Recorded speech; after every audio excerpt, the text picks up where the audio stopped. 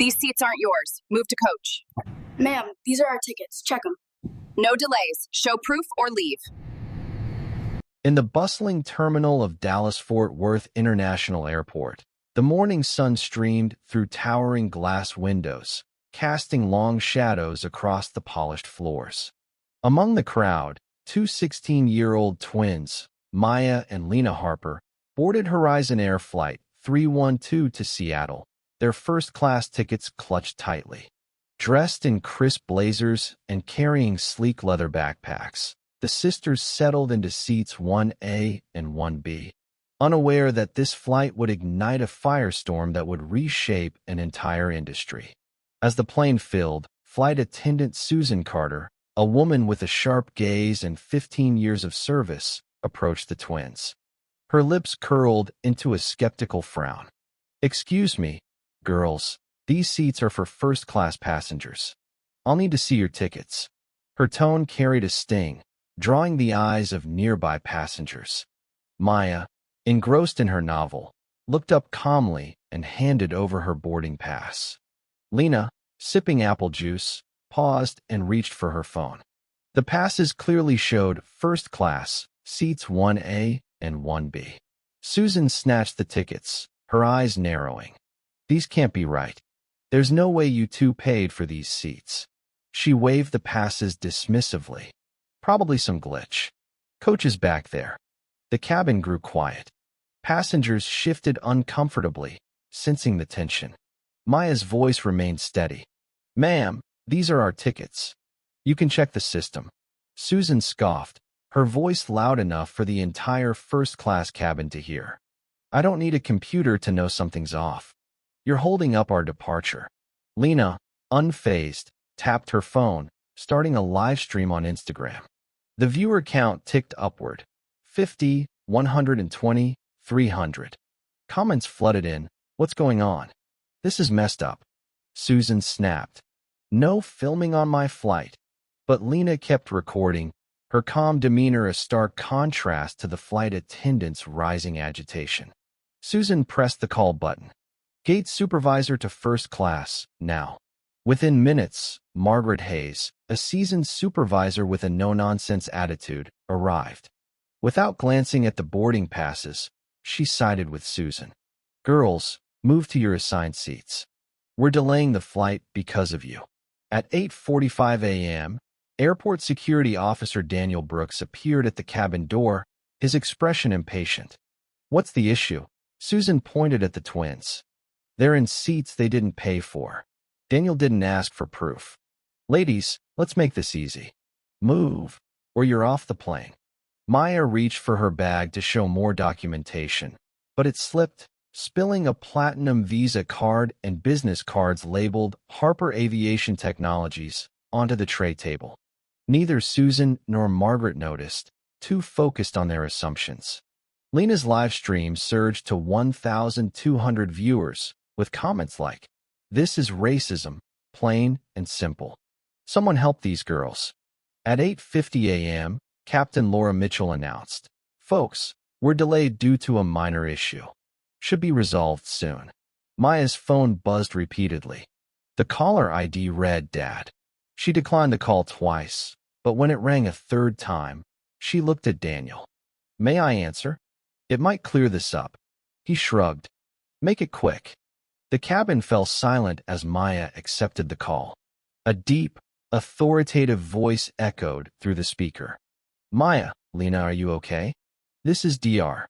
James Harper, CEO of Harper Aviation Technologies." The name hit like a shockwave. Harper Aviation was a titan in the industry, maintaining 68% of Horizon Air's fleet.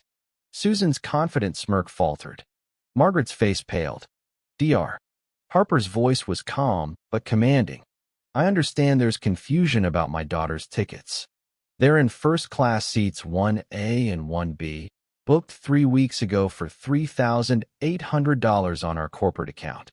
Confirmation number HC4921, HT. Shall I provide the transaction ID?"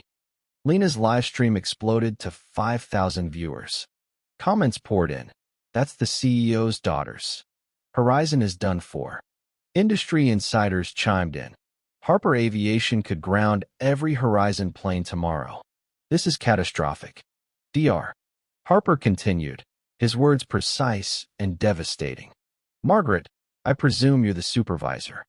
Harper Aviation maintains 92 Horizon aircraft, valued at $420 million annually. Our 15,000 technicians service your planes at 102 airports. We also hold contracts for avionics and FAA compliance, worth $780 million to Horizon alone. Passengers whispered urgently, pulling out phones to check Horizon's stock prices. Susan's earlier bravado vanished as she realized she'd insulted the daughters of a man who could cripple the airline. Dr. Harper added, I chair the FAA's Maintenance Oversight Committee. Next month, I'm testifying before Congress on airline accountability. This incident will be a key example. At 9 a.m., Daniel's radio crackled. His supervisor's voice was urgent. Stand down immediately. This is a corporate emergency. But it was too late. Margaret stammered. Sir, we were following protocol. Dr. Harper's response was icy. Protocol? Section 14.2 of our contract addresses discrimination against Harper family members. A verified incident triggers immediate contract review. Termination penalties for Horizon? $60 million. The cabin erupted. Passenger Elizabeth Warren, a retired attorney in Seat 2C, stood up. I saw their tickets. They're valid. This was blatant bias. Michael Lee, a tech CEO in Seat 3A, held up his phone, recording. I've got the whole thing on video. This is unacceptable. Lena's live stream hit 10,000 viewers, with hashtags like Horizon Horror trending on Twitter. Local news producer Sarah Klein, monitoring social media, dispatched a crew to DFW Airport. CNN and Bloomberg picked up the story, with headlines like, Horizon Air faces backlash after discriminating against CEO's daughters. At Horizon's headquarters in Seattle, social media manager David Patel watched brand sentiment plummet.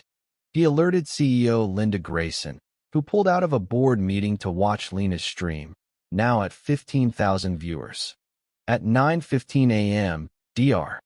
Harper issued an ultimatum. Horizon has until 10:15 a.m. to resolve this, or we'll reconsider our partnership. Officer Daniel cut the zip ties from the twins' wrists, his hands shaking. Susan stood frozen, her career unraveling. Margaret, tears in her eyes, knew her 25-year tenure was over. At 9:20 a.m., Linda Grayson called Dr. Harper. This is Linda Grayson, CEO of Horizon Air. I apologize for the treatment of your daughters. We're taking immediate action. Over the speaker, she announced, Susan Carter is terminated. Margaret Hayes is suspended pending investigation. Security personnel will undergo bias training. Grayson outlined reforms, a passenger equity app launching in 72 hours for real-time bias reporting, a $6 million Harper Horizon Scholarship Fund for underrepresented aviation students, and mandatory anti-bias training for all staff. An independent oversight board, chaired by civil rights lawyer Thomas Reed, would monitor compliance. New employee contracts would include anti-discrimination clauses, with violations leading to immediate termination. Dr. Harper responded, Your actions will determine our partnership's future. My daughters are honor students, aspiring aerospace engineers. They deserve respect. Maya spoke up. Ms. Grayson, we accept your apology, but we want these changes enforced. Lena addressed her 20,000 viewers. This is accountability. Thank you for sharing our story. The flight took off, but the impact rippled. Other airlines, Southwest, United, Alaska, adopted similar reforms, fearing similar backlash. 6 months later, the passenger equity app processed 10,000 reports, leading to 280 staff suspensions. The scholarship fund supported 75 students. Maya and Lena testified before Congress, influencing the Aviation Equity Act, passed with bipartisan support. Lena's live stream became a documentary, Seats of Justice, winning awards at Tribeca.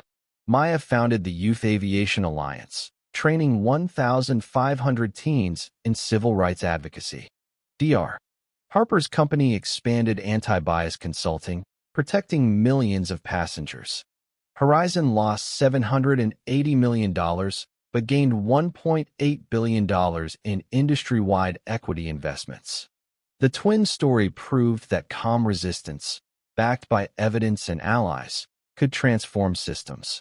As the plane landed in Seattle, Maya whispered to Lena, "Dad always said our response to injustice shapes who we are." Lena smiled, ending her live stream. "We shaped something bigger today." Have you faced or witnessed injustice while traveling? Share your story in the comments below. How should we address bias and unfairness in everyday life? Take a stand. Your voice can spark change. Let's discuss how we can build a world where dignity is universal.